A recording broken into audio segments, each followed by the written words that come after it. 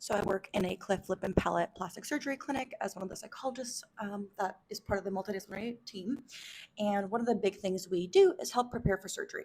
And so there are a couple different surgeries that kiddos with cleft lip and palate have to go through. So there is usually the initial cleft lip repair around 3 months. There is the initial palate repair around a year, depending on your baby's weight. And then there's also going to be future surgeries. Maybe it's, there's an ABG, which is a bone graft, around I've seen it like anywhere from 6 to 10, I think. Ask a plastic surgeon.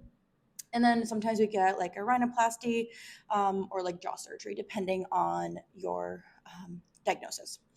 And something that we often talk about is how to prepare. So we don't recommend hiding the fact of the surgery from your child. Maybe don't tell them like an entire year in advance because they're going to keep maybe asking you, when is it, when is it, when is it, especially when they're older. Obviously, the 3-month-old, the year-old do not care. It'll be harder for you as a parent than for the child. But you want to tell them a little bit in advance. They can know what to prepare for surgery. Most hospitals have something like an OR guide for kids, like what to expect when you go to the OR. If not, there are some good ones on YouTube, or maybe there's a psychologist or a child life specialist within your hospital who can provide one for you.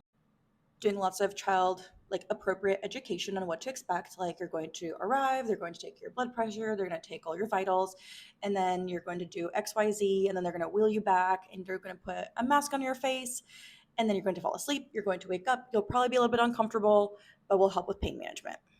And then we always recommend planning a reward for after the surgery, after recovery, so that you can reinforce their brief behavior.